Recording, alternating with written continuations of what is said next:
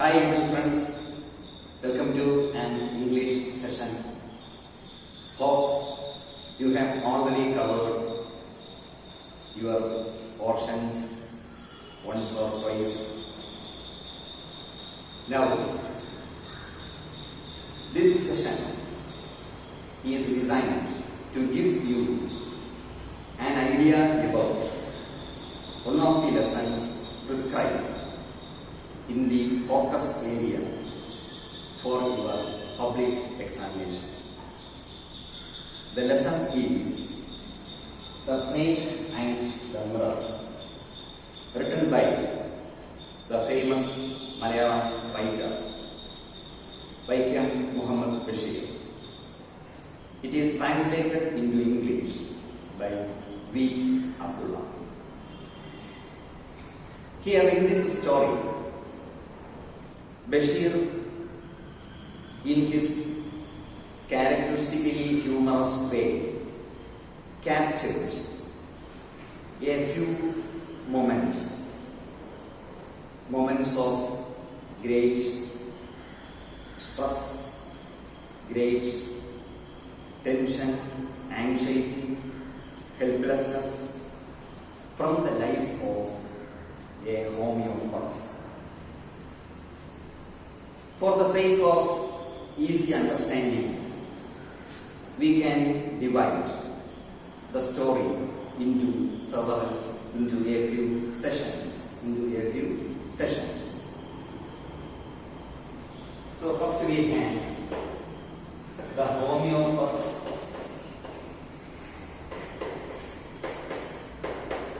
introduction.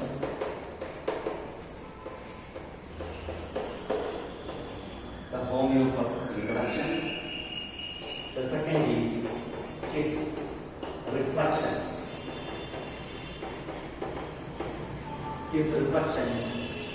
Upon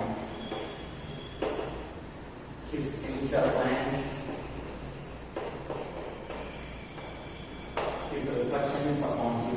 plans. The third one is the snakes falling down.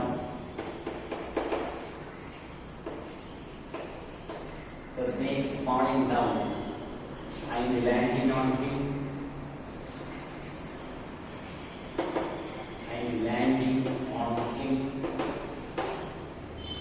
The next one is the snake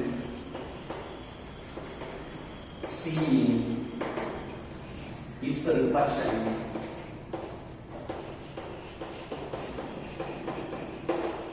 in the mirror.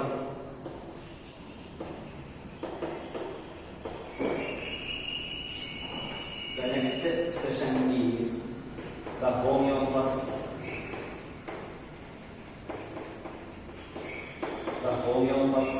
running for life.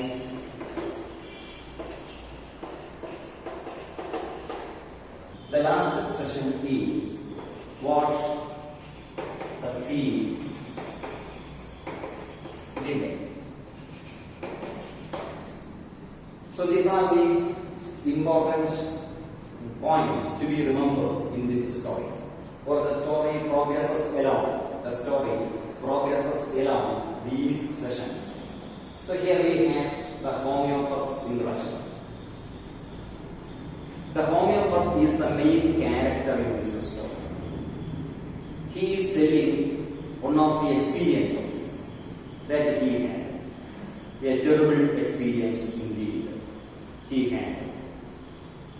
And the friends were having a discussion. They were talking about this and that. And very naturally, their topic became snake. And now the homeopath asked his friends whether they had any experience of a snake coiling around any part of their body. And evidently none of his friends had any such experience. But the homeopath had such an experience. And he is telling that. this is the homeopath's introduction.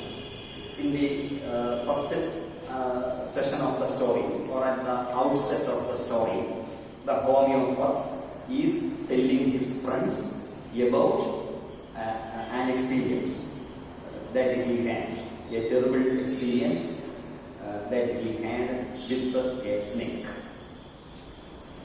The next session is his reflections, homeopath's reflections upon his future plans. See, the story takes place on a hot summer night. The story takes place on a hot summer night. The author was, or the homeopath was sleepless, and he was walking around. Then he began to read a book. Then immediately on the table was placed a mirror, and his attention fell upon his reflection. So it is quite natural for every human being to have a look at one's reflection when a mirror is nearby. And here he then the homeopath thinks about improving, how to improve his fortunes. Then the first thing is that he would like to be more handsome. To be more handsome, he thinks that it is better that he, if he has a thin mustache, he thinks that he will be more handsome. And then he wants to marry a lady doctor, a wealthy lady doctor. It will quite naturally improve his living conditions. And then he thinks that the lady whom he would be marrying needs to be a very fat woman. And then he has a valid reason. The homeopath has a valid reason for that. And he says, if ever he commits a silly mistake and needs to run away from his wife, she should not be able to follow him. For that reason, his wife is expected to be a fat woman. So these are the different thoughts that passed along his mind as he was sitting on a chair, watching his reflection in the mirror. So there is his reflections upon his future plans. And now the next session is the snakes falling down and landing on him. As he continued his seat on the chair and was reflecting on his future prospects, something fell down from the roof. Homeopath was quite used to these things because in a very humorous way he tells that he actually shared that rented room with the rats along the beams of the house. There was a very frequent traffic of rats, and he thought that it would be some rat falling down, but actually it was the snake. He turned, and when the moment he turned to look at it, it was the snake. So the snake falling down. The moment the snake fell down, it slithered up into his body, landing on his shoulder. The snake crept up his body and landed on his shoulder. And then what did it do? It coiled itself. The snake coiled itself around his left arm with its whole spread. So that is the snakes falling down and landing on him. And the next session is the snake seeing its reflection in the mirror.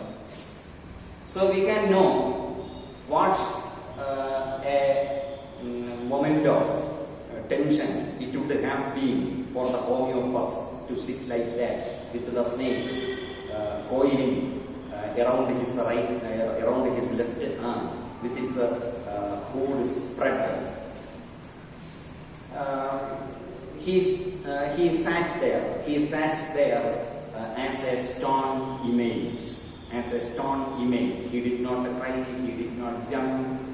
He did not move because he knew that any such thing would trigger the snake to bite him. So it was a moment of great tension, a moment of great anxiety. He was helplessly sitting there. And then immediately what happened?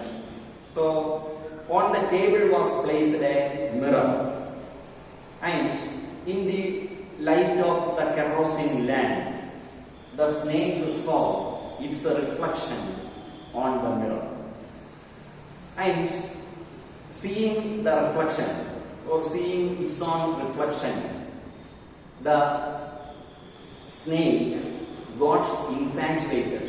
He got a kind of attraction towards it and gradually slipped down his body and crept up the table to have a close look at the mirror. So now in this session, the snake seeing its reflection in the mirror, the snake saw its reflection in the mirror and then it slipped down the homeopath's body and gradually it crept up the table to have a close look to the mirror. And now the homeopaths running for life. The next session, the homeopaths running for life. So here the homeopath is somewhat relieved. He was experiencing a very agonizing moment. He was going through an intense moment of tension, and now the snake actually slipped down his body, and he was now free. He gradually, slowly, without making noise, he left his seat on the chair and went out of the house, and from there he ran for life. He ran for life. So the homeopaths running for life. A relieved homeopaths running for life. Then he ran for his life and reached his friend's house. And there he smeared oil all around his body and had a very good bath. Now, what the thief did. So this is the concluding session.